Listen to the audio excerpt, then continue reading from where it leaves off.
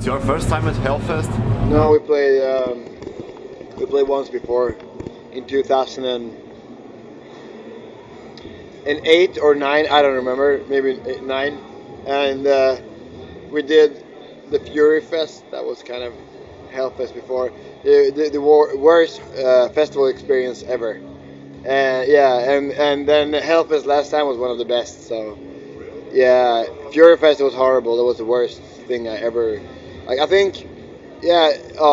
It's a long story, but it ended up with us having to take. I think it was like a 2,000 euro cab ride from Charles de Gaulle to the festival area, and then when we arrived, because nobody picked us up, and then when we arrived, like the festival had gone out with an official statement saying that we were late. It was our fault, so we had canceled the show. So we were like, we went there in the cab, like watching the clock, like yeah, we can still make it, we can still make it. So we went to like the doors of the festival. Nobody let us in. Like, yeah, and when we finally got in, yes, and there was a French guy like, yeah, maybe you can, no, maybe you cannot play. Like, are you kidding me? Like you were supposed to be, yeah, and the reason, like, nobody picked us up. So I had to call off. I know a band that was playing the festival, so I called their press manager, which I knew in Belgium. That called them. That grabbed the guy like this, like a person that worked in the festival. Like I'm talking to a girl that's talking to Cult Luna. Nobody's picked him up. Yeah, that's a long story. But finally we got to play, and nobody knew it. So like people were coming in during the whole show. It was a good show, but a horrible experience. So they are trying to compensate you? No, I mean, I don't think there's the same. I mean, I don't think it's the same management. But they like the last time it was amazing. So I'm really looking forward to tonight. Do you think there are big differences between the States and Europe as far as concerts go, public? I mean, we only been stateside once, a bunch of years ago actually, and actually I think there's when it comes to the audience, my experience is that the kind of rock star aspect to the whole being a musician is much bigger in the States than this. I mean I don't actually maybe I totally wrong, but that's how I experienced it. So in that sense, I actually like it more here in Europe than because I mean I grown out of a kind of a punk rock scene where you were going to a show, and after the first two bands, when you were standing in the audience, you went into the stage, and after that you went back to so there was more of a participation kind of thing, and I'm not really comfortable with that kind of yeah. No, not at all, and not that kind of disconnection with the audience. But I think I'm getting used to it after 15 years. Yeah. So you prefer small venues than big venues, or? I might sound like a hypocrite. No, I prefer bigger venues now.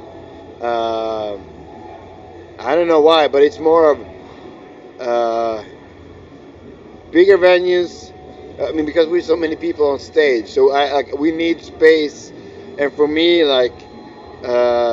being on stage, it's both kind of a transcendent and a cathartic kind of a situation for me. So when I'm on stage, I'm not the person you see right now.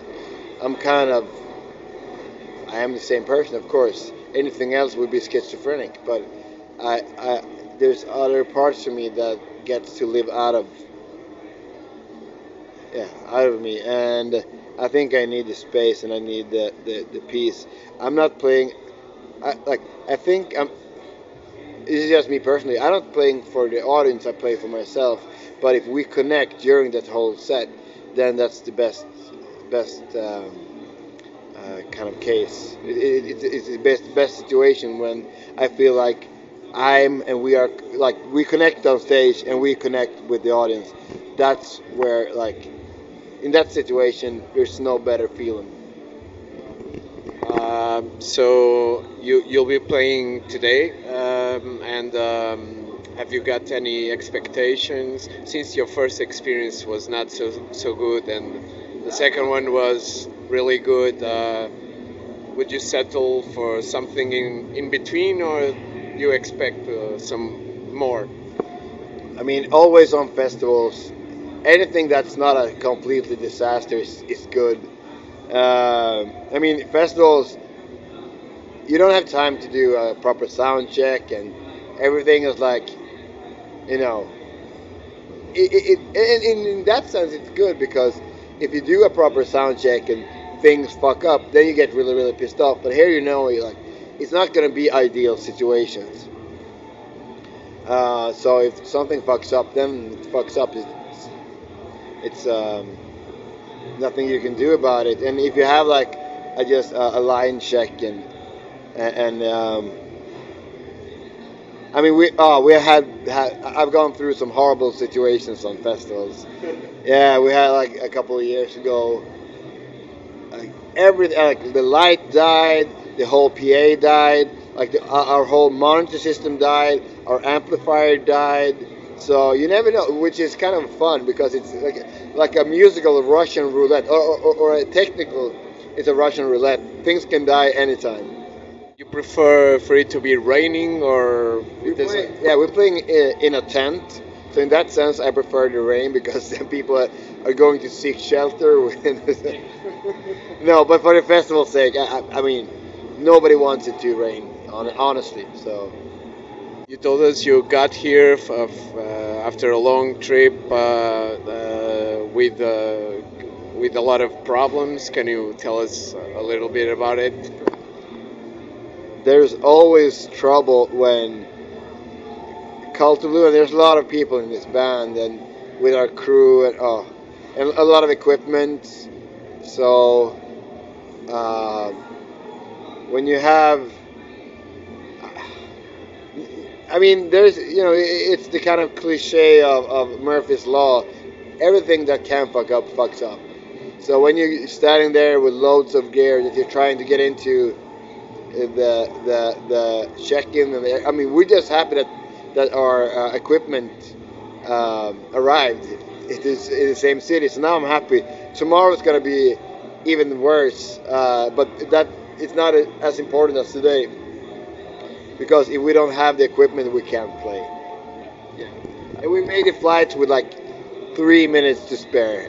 Yeah, Stockholm to Amsterdam, Amsterdam to here.